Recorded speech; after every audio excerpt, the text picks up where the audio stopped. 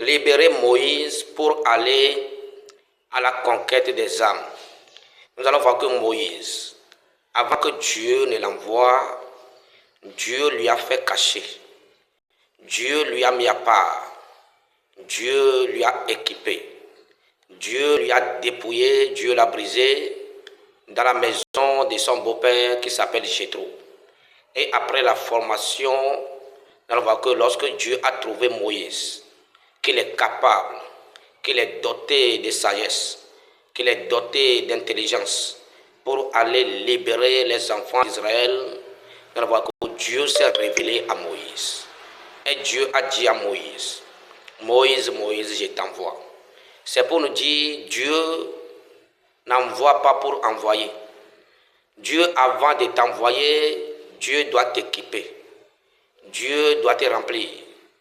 Dieu doit te former. C'est pourquoi j'aimerais dire à quelqu'un ou à quelqu'une qui est en train de passer par certaines étapes, par une étape de la formation du Saint-Esprit.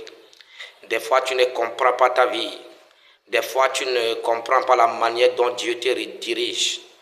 Des fois, tu penses que Dieu est en train de te faire du mal.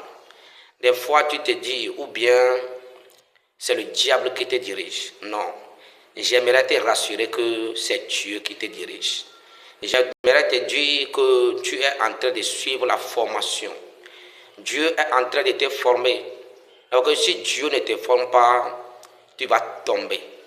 Tu vas cracher. Et tu vas commettre du péché. Et puis tu vas amener la honte sur Israël.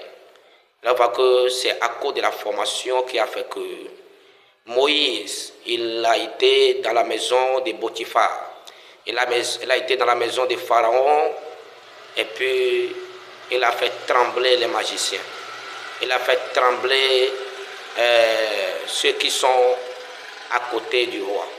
C'est pour nous dire, Dieu doit t'accorder sa puissance avant de t'envoyer. Si Dieu ne t'accorde pas sa puissance, tu vas voir que Pharaon va te tuer.